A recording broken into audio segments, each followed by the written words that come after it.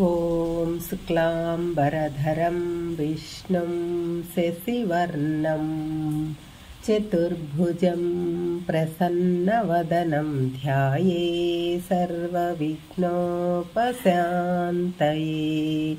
ఓం శ్రీకృష్ణ పరబ్రహ్మణే నమః. శ్రీమద్భగవద్గీత అథ సప్తమోऽధ్యాయః. జ్ఞాన విజ్ఞాన యోగః. 24వ శ్లోకం.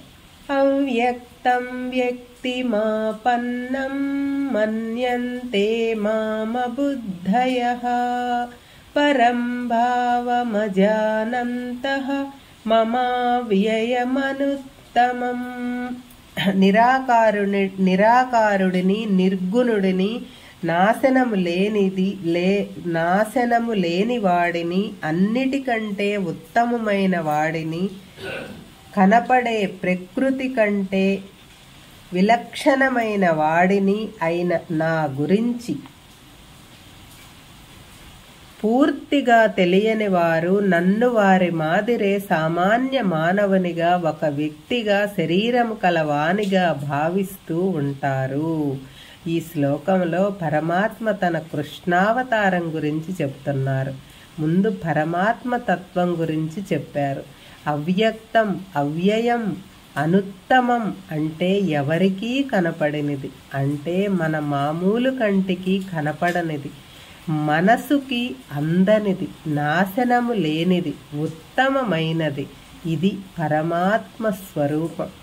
ఇటువంటి నేను సాధారణ మానవునిగా, కృష్ణుడిగా అవతరించాను. ఈ నా రూపమును, నేను చేసే కర్మలను చూసి మానవులు నన్ను తమ తోటి మానవుడిగా అనుకుంటున్నారు. దేవకీ గర్భంలో పుట్టాను, యశోద వద్ద పెరిగాను, వెన్న దొంగిలించాను, గోపికలతో ఆడాను, గోపికాలోలుడను అయ్యాను అని అందరూ అనుకుంటూ ఉంటారు. అది వారి బుద్ధిహీనత. వారి బుద్ధిహీనత వలన నా పరమాత్మ భావమును తెలుసుకోలేకపోతున్నారు. అటువంటి వారిని అబుద్ధయ అంటే అవివేకులు, మూఢులు, సత్యం తెలుసుకోలేని వారు అని అంటున్నాడు పరమాత్మ. కేవలం ధర్మ రక్షణ కొరకు పరమాత్మ అప్పుడప్పుడు అవసరమైనప్పుడు మానవుడిగా అవతరిస్తాడు. మానవుడిగానే ప్రయత్నిస్తుంటాడు, వ్యవహరిస్తాడు. ఆ కార్యక్రమము పూర్తి కాగానే మరలా స్వస్వరూపమైన నిరాకార తత్వమును పొందుతాడు. పరాప్రకృతి అయిన పరమాత్మ కూడా ఈ అపరాప్రకృతిలో జన్మించి సంచరిస్తుంటాడు. మనందరం కూడా పరమాత్మ స్వరూపలమే. కాకపోతే ఆయనకు తాను ఎవరో తనకు తెలుసు. మనకు సత్వరజోస్తమో గుణముల మాయలో పడి మనం ఎవరో మనకు తెలుసుకోలేకపోతున్నాం.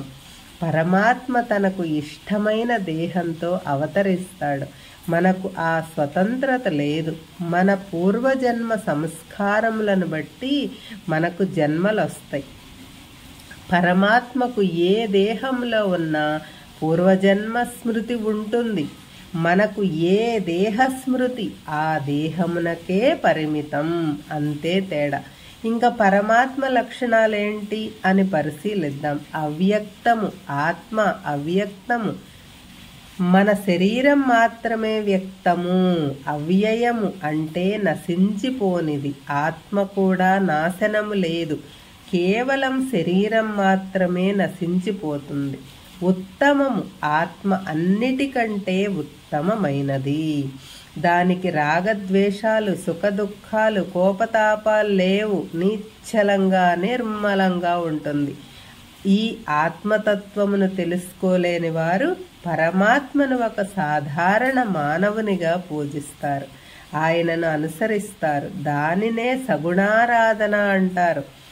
ఈ రోజుల్లో ఇది మరీ మించిపోయి, ముదిరిపోయి, వీరావేశంలో రాజకీయ నాయకులకు, సినిమా తారలకు కూడా గుళ్ళు కడుతున్నారు, విగ్రహాలు పెట్టి పూజిస్తున్నారు. ఇప్పుడు 4 రోడ్ల మధ్యలో పెట్టబడిన విగ్రహాలను వచ్చే తరంలో గుళ్ళల్లోకి చేరతాయి.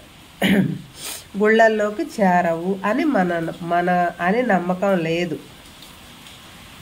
కాబట్టి ఆకారాలు విగ్రహాలు కాకుండా వాటి వెనుక ఉన్న తత్వాన్ని తెలుసుకోవాలి. అసెంబ్లీ బయట ఉన్న గాంధీ విగ్రహానికి పూలమాల వేసి లోపలికి పోయి ఒకరినొకరు కొట్టుకుంటూ తిట్టుకుంటూ మైకులు విరగొట్టుకుంటుంటే అది గాంధీని అవమానించటమే. అలాగే దేవాలయానికి వెళ్ళి భగవంతుడి విగ్రహాలను ఆరాధించి బయటకు వచ్చి దర్శనం టిక్కెట్టును బ్లాక్లో అమ్ముకొని సొమ్ము చేసుకుంటుంటే దేవుడు క్షమించడు. కాబట్టి పరమాత్మ ఏదో ఒక విగ్రహంలో కాదు అంతటా ఉన్నాడు అన్న భావన రావాలి. ముందు సగుణోపాసనతో మొదలుపెట్టి అక్కడే ఉండిపోకుండా క్రమక్రమంగా నిర్గుణోపాసన చేయాలి. అంటే పరమాత్మ యొక్క సగుణతత్వమును నిర్గుణతత్వమును బాగా తెలిసి ఉండాలి. శ్రీకృష్ణుడు కేవలం మానుష విగ్రహుడు కాడు, నిర్గుణుడు, నిరాకారుడు, అవ్యయుడు అయిన పరమాత్మ అని తెలుసుకోవాలి. అప్పుడే ఆత్మ దర్శనం అవుతుంది. భగవంతుని చేరుకోగలము, పరమ శాంతిని పొందగలము. 25వ శ్లోకం. నాహం ప్రకాశ సర్వస్య యోగమాయా సమావృతః మూఢోయం నాభిజానాతి లోకో మామజమవ్యయం. ఈ లోకంలో ఉన్న మానవులు అందరూ నా యోగమాయ చేత కష్టపడి ఉన్నారు, కప్పబడి ఉన్నారు. కాబట్టి వారు నన్ను చూడలేరు, తెలుసుకోలేరు. యోగమాయ చేత కప్పబడి తమ వివేకమును పోగొట్టుకున్న మానవులు నన్ను పుట్టుక లేనివాడిగాను నాశనము లేనివాడిగాను తెలుసుకోలేరు. ఇంతకు ముందు శ్లోకంలో పరమాత్మ నేను అవ్యయుడను అని అన్నాడు. అంటే నేను మామూలు మానవుల కళ్ళకు కనిపించను, మనసులోని భావనలకు అందను అని అర్థం. అలా ఎందుకు జరుగుతుంది అనే విషయాన్ని ఈ శ్లోకంలో వివరించారు. చాలామంది అంటుంటారు పరమాత్మ అంతటా ఉన్నాడు అని అంటారు కదా, అంతటా ఉంటే మాకు ఎందుకు కనిపించడు అని. ఇది ఈనాటి హిరణ్యకశిపుడి నుంచి నేటి జన విజ్ఞాన వేదిక వారి దాకా వేస్తున్న ప్రశ్న. ఇంకా కొంతమంది నాకు భగవంతుడు ఎప్పుడు దర్శనమిస్తాడో, ఆయనతో నేను ఎప్పుడు మాట్లాడతానో, ఆయన ఎప్పుడు ఆడుకుంటున్నాడో అని అనుకుంటూ ఉంటారు. ఇంకా కొంతమంది నాకు ప్రతిరోజు తెల్లవారుజామున సాయిబాబా వచ్చి నా పక్కనే కూర్చుని నాతో మాట్లాడతాడని అంటారు.